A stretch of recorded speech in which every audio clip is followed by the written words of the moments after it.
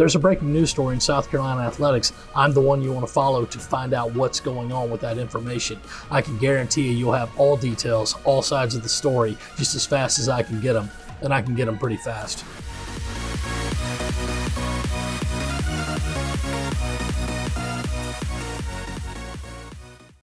Welcome to Countdown to Kickoff, the Post and Courier's weekly program in which we talk to Post and Courier University of South Carolina Gamecocks beat reporter David Cloninger. And if you'd like to read more and get really cool on and off the field insight from DC, check out his newsletter at postandcourier.com/Gamecocks Now. Well, David, here we are, 5 games into the season. I think looking back from, spring practice, a lot of people thought the Gamecocks will be 3-2 at this point, and then let's see what happens at Kentucky.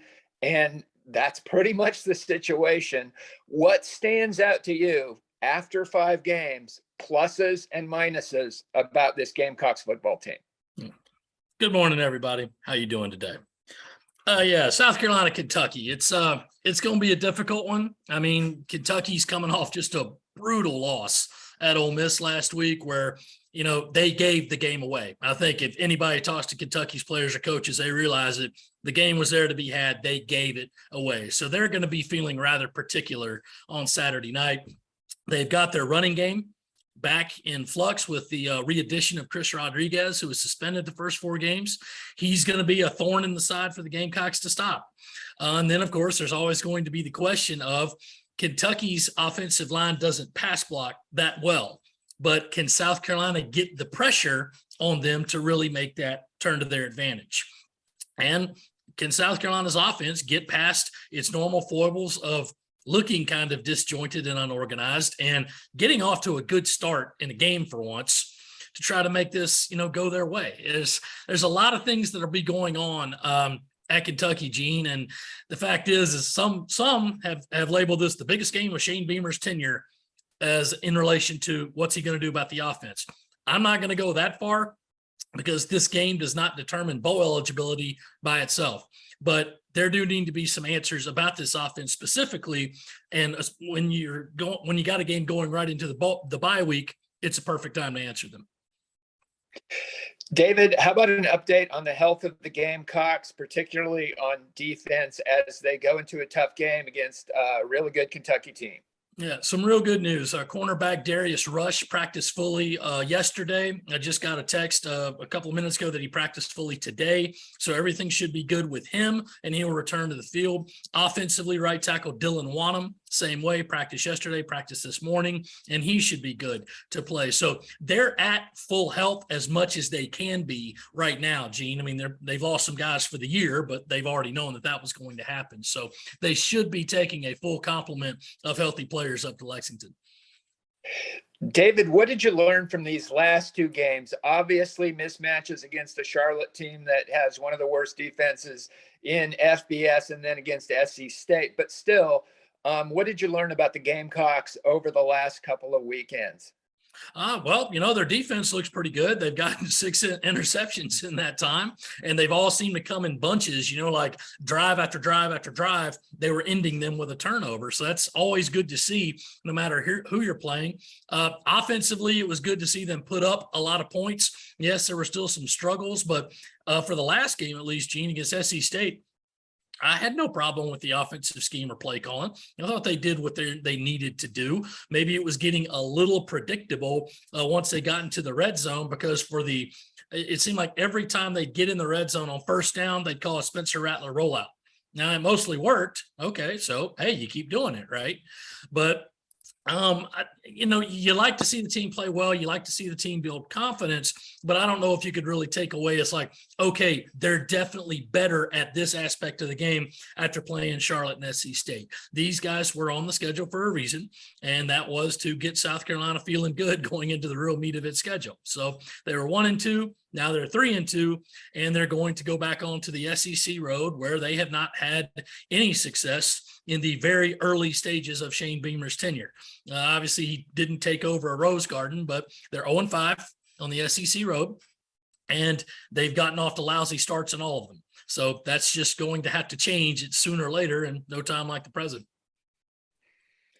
All right, this is Gene Sapakoff, sports columnist and college sports editor of the Charleston Post and Courier. You're watching Countdown to Kickoff, where we talk to David Cloninger, the Gamecocks beat reporter for the Post and Courier, and you can check out his newsletter at postandcourier.com/Gamecocks Now. David, let's talk about some potential matchups or problems for the Gamecocks going against that Kentucky defense.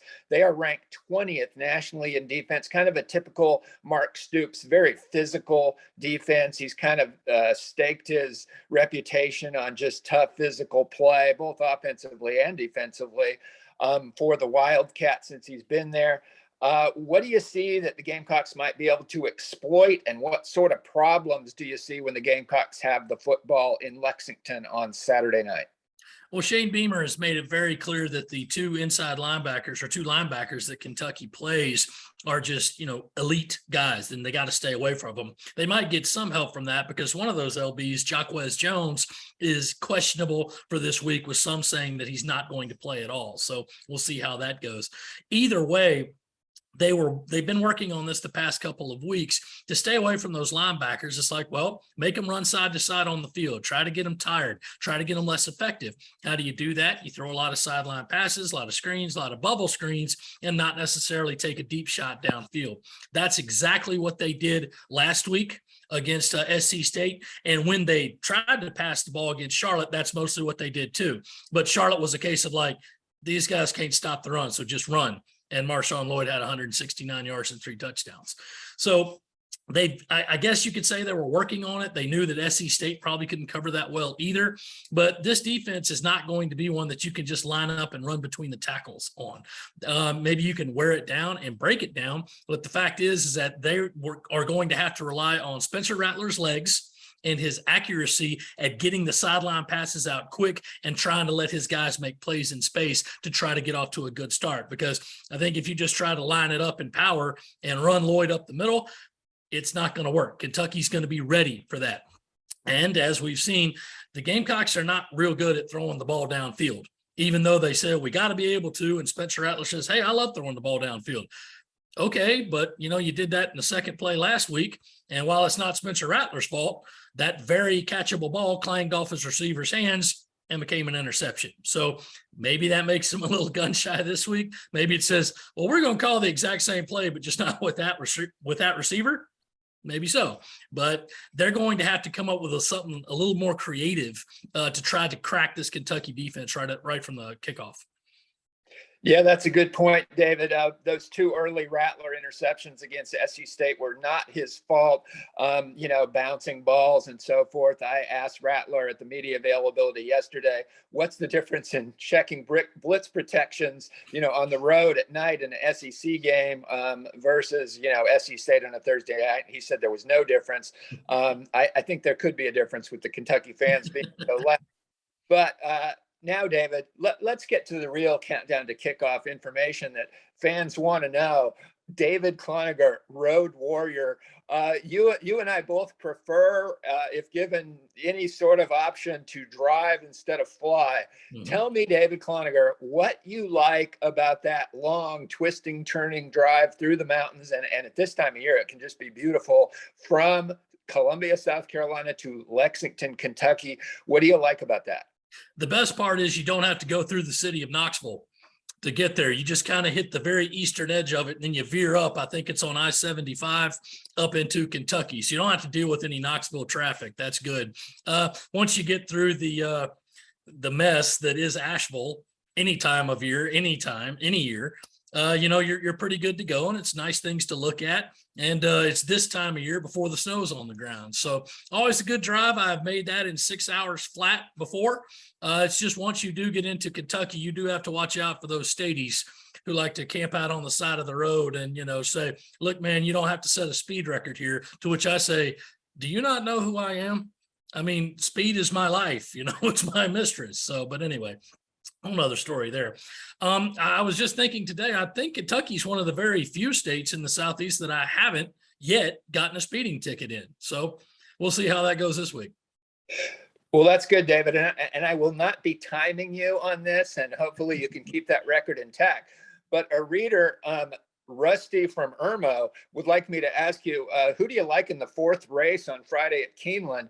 And what does that trip to Keeneland, what experiences have you had there, and how does that spice up an SEC road trip? Something you're just not going to get at, say, Gainesville or Athens.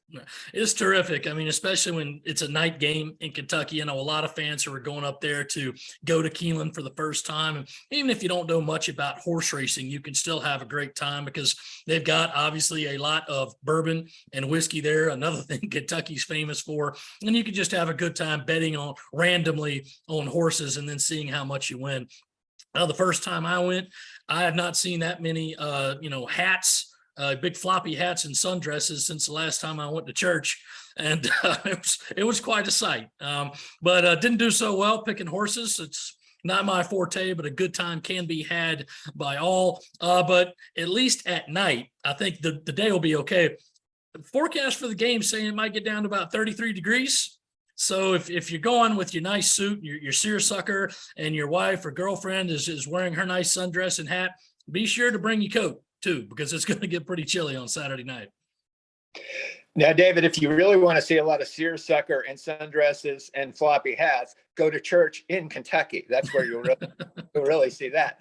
But okay, let's go back a little bit to more conventional discussion of Gamecocks versus Wildcats and top quarterbacks.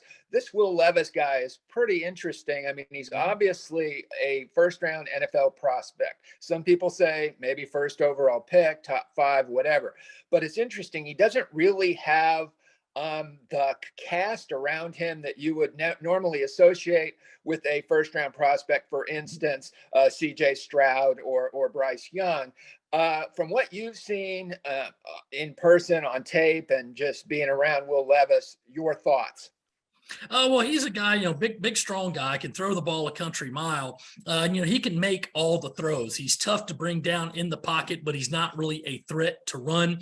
Yes, he can pick up a few yards just because if he gets, some forward air, it's like a semi truck coming towards you, and it's tough to get him down on first contact. But you can disrupt him. They have shown that in the first 5 games because, again, Kentucky's O-line has not proven it's very good at pass blocking. And if you can get to him, affect the throw. He had 2 fumbles knocked out of his hand last week at Ole Miss, both times when Kentucky was trying to get the go-ahead touchdown. And actually, before one fumble, he threw the game-winning touchdown, and it got negated because of a penalty.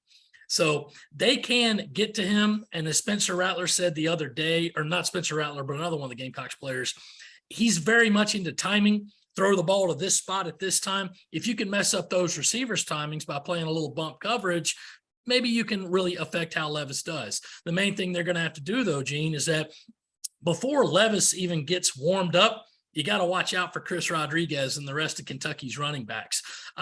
Don't quote me on the stats, but Rodriguez, once he's played South Carolina, averaging something like 7.4 yards a carry. I think he has over 460 yards rushing against USC. So they're going to be looking for him, and they need to be, because you don't stop that guy, you're not going to have to worry about Will Levis. All right, David Cloninger, it's that countdown kickoff time of the week when we ask you for a score. I kind of got a hint from talking to you yesterday at the Shane Beamer presser where you were going with this, but let's see what David Cloninger thinks about Gamecocks versus Wildcats Saturday night. Gene, I've been lobbying it back and forth all week. I may still change it, but I have not moved off my initial prediction. Don't ask me how. Don't ask me the Gamecocks look better in this matchup versus this one. I don't know. I just think it's going to happen. So your score prediction: Kentucky 25, South Carolina 28. Somehow, I think they're going to get it done and come back to USC with a win. All right. Thanks a lot, David. And here's a prediction from me. You will not have this game interrupted by any Aaron Judge at-bat updates. So that could be a good thing for a Braves fan or really just about any other college football fan after these last weeks. Well, for David Cloninger, I'm Gene Sapakoff. Thanks again for joining us for Countdown to Kickoff. And if you'd like to read DC's always insightful newsletter, go to postoncourier.com/Gamecocks Now. We'll see you up north, folks.